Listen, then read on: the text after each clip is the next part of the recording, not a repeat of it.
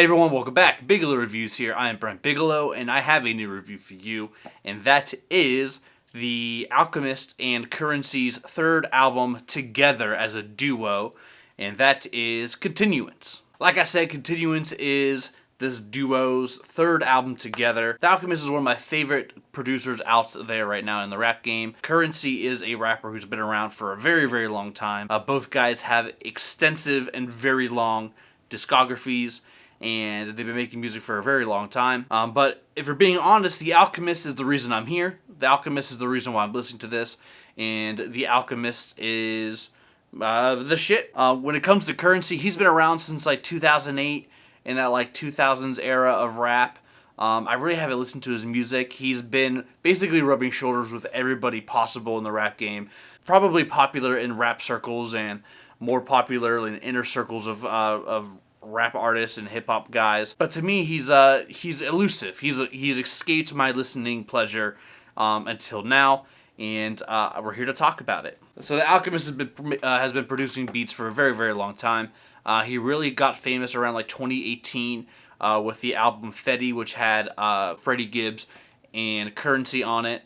Then you had Lamb Over Rice with Action Bronson, which is one of my favorites. You had Alfredo again with Freddie Gibbs, and now this one.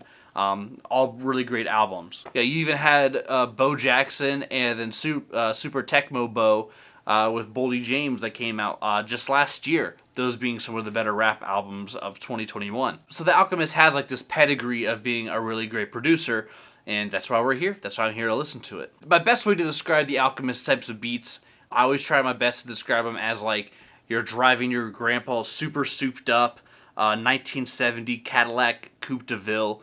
It's all blacked out. You're leaning real back, driving it. That's how I kind of describe his beats. They're dusty, they're vintaged, and they just sound like a retro soul band in the background. It's just kind of his vibe. He's kind of been doing this thing since like the beginning. First song on here, you have Half Moon Mornings, which is like a super sexy and sleek track produced by The Alchemist. It reminds me of like a Detroit strip club in the 70s. It's that slick, it's that sexy. And then even Currency's lyrics is talking about taking this girl home with him who's wearing like a tennis skirt and a pair of Stan Smiths. Like it's like of the era. The next track on here we have Reese Cups, which has Currency describing his Range Rover that has brown exterior and like a tan looking interior, which is reminiscent of like a Reese cup. He even goes farther describing like he's got all this new clothes on that's all iced out. He's killing it, wearing all this exclusive stuff. So he's even feeling like he's feeling cold, he's feeling bad. He feels like taking a bite out of a Reese cup straight out the freezer. But if we're being honest, like the best candy to take out of the freezer and just kind of on is a Kit Kat. I think Kit Kats are probably one of the better frozen candies to eat. I like me some Skittles, but if you put Skittles in the freezer, they're basically like a rock. Don't do that. I don't recommend it. Even a Snicker bars would be kind of hard. All that peanut and caramel together, I just feel like it'd be kind of like a brick. Another song on here we have Obsessions, which has Currency talking about how he's obsessed with making more money and making his money last, and how he can make more of it. The beat on here by The Alchemist is so slow and so minimalistic that it almost feels like Choppin' Screwed. If you don't know what that is, it's like a Houston, Texas type style of music, which is made to be listened to while you're drinking lean, which is cough syrup, which we do not recommend doing here on the Bigelow Reviews channel. Do not drink lean. It's bad for you.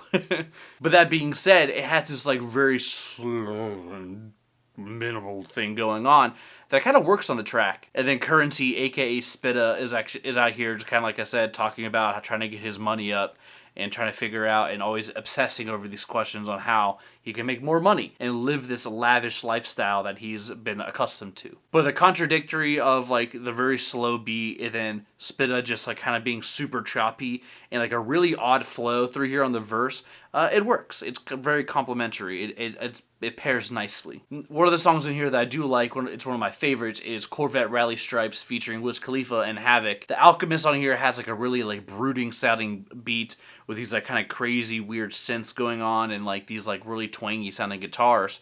It sounds like you've had a few too many drinks and now you're driving. Spitta's I hear rapping about and bragging about his Jordan collection, his driveway looking like an auto show, and how he has a pool table in the middle of his garage like a real player does. Havoc is in the middle of the track. He kind of gets buried and bookended by two really good verses. But Wiz Khalifa really steals this one, talking about like how he's always traveling in style, how he's always flying in private janes, not flying in coach.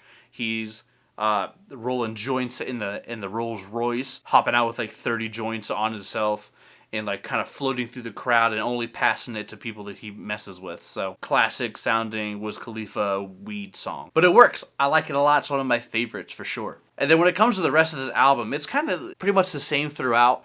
It kind of loses my attention, but again, I have listened to this album over and over again until I've had the chance to review it with you guys. So I've had a few too many listens on this, and who knows, it could be my bias and me being over it coming through, or that, really listening to it, it kind of lost its mystique and its element of surprise. But it kind of like, it sits in this weird middle ground for me where like, yeah, it's good in the moment, and if it's on, like I'm enjoying it, but like really listening to it, I'm kind of over it. Larry June has a pretty good feature on this album too. The song Jodeci Tape is pretty sexy as well. A couple other really good songs on here.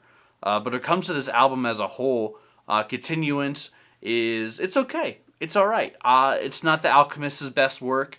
Curren introduced himself pretty well to me. He dropped some pretty good verses and had some pretty good lines on here.